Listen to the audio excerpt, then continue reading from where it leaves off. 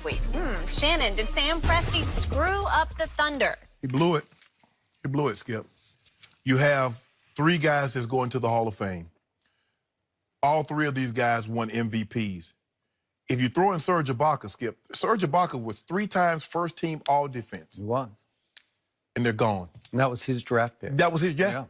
I mean, and you had, think about it, because Serge and Russ came in the same draft, but Serge didn't come till the following year. So you go Kevin Durant, Russell Westbrook, Serge Ibaka, James Harden. And they're gone. Skip, you got 1 finals appearance out of that. Skip, if the thing blows up and you got 1, you get 2 is great. I look at it like the Kawhi Leonard. Skip, they gave up DeMar DeRozan. They gave up Pirtle. They gave up a draft pick. But you won a title. You won. Yep. You have these guys. If you get a title, you like, they underachieved, but they did win a title. You win 2, you're gravy. Skip, this is an epic failure. What he did, go back to my farming days, Skip, he had bountiful crops, and he gave that all away for seeds. Now he's hoping these seeds, there's some. You finally came up with a good one. I like that. Skip, he's hoping. Way to go. You know, right now he's hoping, because I believe by the time the draft picks start to materialize, they'll be able to let high schoolers will be able to go straight to the NBA. He's hoping some 11, 12-year-old right now somewhere. That is true. It's gonna be his #1 pick. He's got 3 picks in 2026. Where are you now? Yeah, exactly, Skip. He blew this, Skip. There's no way. And they said, well, now that Russell is gone, it's the end of an era.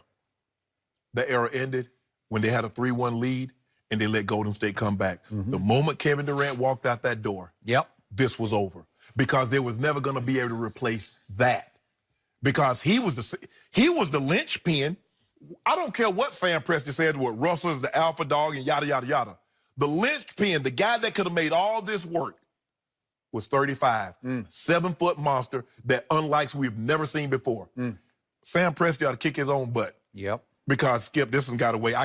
No team in the history of the NBA can say this is what they did 3 consecutive years. And look at the Celtics in the 60s. Okay, they drafted, but they got titles. Skip, how do you get no titles with 3 guys going in the first ballot to the Hall of Fame, 3 MVPs, and you got nothing? 1 finals appearance? This is gross underachievement. It is. So this is difficult for me because, as you know, I grew up in Oklahoma City. And I got to tell you, when I was a kid, I could not have imagined my town having even 1 pro team, let alone an NBA team in my town. Right. Because I always said, little known fact, I always thought the state of Oklahoma was more of a basketball state than even a football state, because we were only known for University of Oklahoma football. Right. But it is hardcore basketball. And the prospect of having our own NBA team would be a pipe dream to the point of laughability. Right.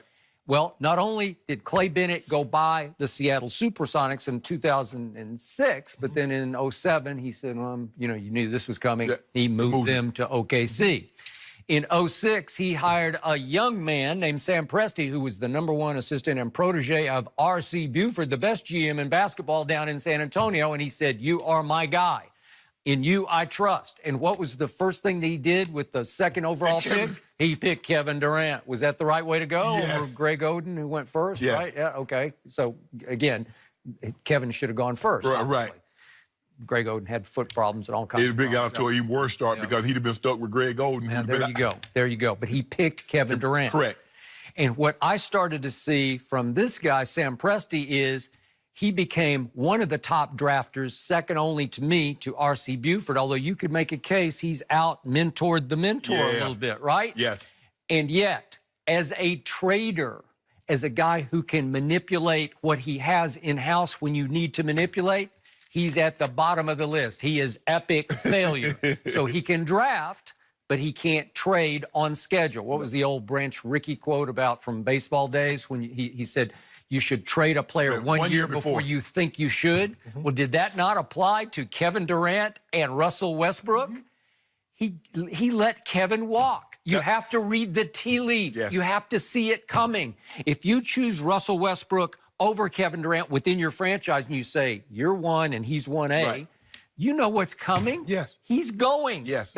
So you have to see it coming at the trade deadline, because could you not gotten big assets back for Kevin Durant if you'd shopped him? Now they'd have 10. Okay. They'd have 10 lottery picks. They might. Okay. So then what happened with Russell Westbrook? You have to see it coming. You have to say, because again, my friends there, I have a lot of Thunder fan friends and people in the media, they believe when Paul George finally gave him a call and said, hey, I'm sorry to tell you, but I want to go home, that it was actually a relief to Sam Presti because he didn't love what he had wrought. Right. It looked pretty good, but it was only going to be pretty good. Yeah. It was only going to get you to here, right? Correct. Instead of, you couldn't contend with that group. So he took he heaved a sigh of relief and said, okay, now I can start over. Right.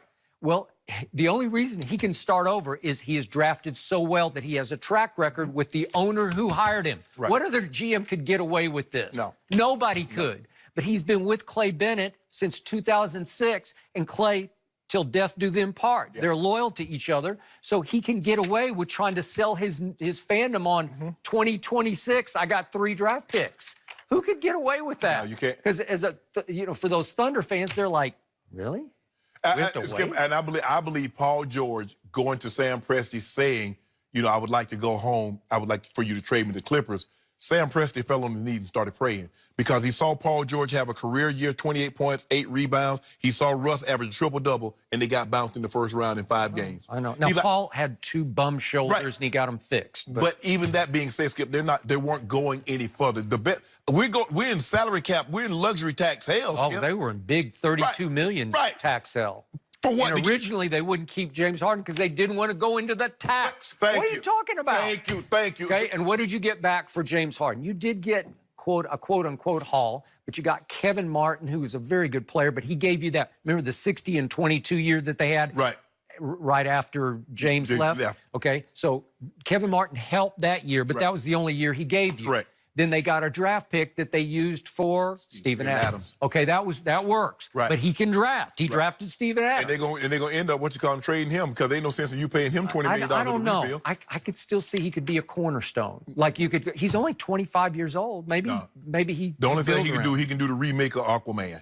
You think so? Yeah, he can do that. He ain't playing no basketball. But anyway, so let me ask you a question, Skip. Just you know who this reminds you of? I know another team that had an abundance of picks. The Boston Celtics. Yep. Now, how'd that work out for them, Skip? I don't know. To me, I love NFL picks. I never love NBA picks because I don't know what they're going to. What are they? Because you need to go you need to do a New Orleans. Right. If you have one and you hit on Zion in the right year at the right time, you don't love Zion. But again, if he's what I think he is and what most people think he is, then you hit the biggest lottery because you hit right time, right place lottery. Well, how do I know any of these picks are going to be right place, right time? Well, Skip, maybe if it was like, okay, 2020. But Skip, once you start getting down to 2025, 2026, Skip, you know how long that is away? How does that help me right now? When I'm looking up there and I look at that, look at that, what you had. And it's all gone. It's all gone, and you don't have that much to show for it. You got 1 finals appearance. Yep. You got 1 finals appearance. Like I said, if you get 1, then people will say you underachieved. But you got 2 out of the... Because you look at with the Warriors, it's like, okay, we had Kevin Durant for 3 years. We believe we'd have been 3 for 3 had he not blown out his Achilles. That is true. But 2 out of 3 isn't bad. Okay. Okay, so what did you get back? You got Shea, Gilgeous, Alexander. Yeah. That'll work. Right. That's a cornerstone. That's a building block. You got Gallinari. Right? Yeah. Okay. Then if you keep Steven Adams, Schroeder is only 25 years of age, so maybe. Yeah. I like him. He's okay. That Darius Bazley, I don't know if you know who he is. He's a clutch client, but he's that kid who didn't play in high school. Oh, yeah. 6'9" kid, and I think he could be great. I don't know, but he's another potential building block. And you got all these picks. You're never going to have it as good as you had it. It's never going to be that good. Skip, I don't care how good he drafts. He ain't drafting that again. I don't think so. Because that's all time, Yes. Right? Who's ever done that before? Kevin Durant's going to be, I believe when it's all said and done, if he comes back healthy, Kevin Durant's going to be a top 10 player. It's going to be hard to keep him out of that mix. Top 10 all time. Yes, yes. James Harden, is he done winning MVPs? I don't know. I mean, with the offensive, with the way he can do it now, there are a lot of guys that's geared up. There's a lot of pairs now. And Russ, You had that. You had a guy that averaged 3 straight years of triple-double. You had a guy that went somewhere else and got 2 Finals MVP, won 2 titles. You had let James Harden, all he's been is all-NBA since the day he walked out your door. If we had to just rank all-time offensive players, offensive only, where do those 3 rank all-time? They're way up there. Oh, man. yeah. Kevin Durant, and James Harden, they might be top 5. Right? Just offense? Oh, yeah. Because I always exclude Wilt. So you go Jordan, Kobe. What?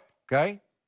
And there's some nights when I would say Kevin's an even better scorer than Jordan was, only because when you're 7 feet tall and you can do that. Right. I mean, it's just impossible to stop it. And when James Harden's getting that step back, you can't do anything with that. Nope. And now he done got the floater. Yeah. So now he go around, he floats the ball, you can't do anything about that. Okay. And 3 straight triple-doubles for seasons, that's... If I told you that 4 years ago, you would have laughed at it. Nobody would have believed it. Okay, there you go. And Sam Presti had all that. Had all that on one team. There is a 22% minority stake for sale in the Thunder right now, so maybe you two can team up and I got no money. purchase it and... Nah, if they had KD, James Harden, Russ, I might be interested. You live in Bel Air, but you got no money. My money jump funny, Skip, you know. Okay. Things happen. All right, up next, are the Rockets now a title contender with Russell Westbrook? We'll discuss that as Chris Broussard joins us when we come back.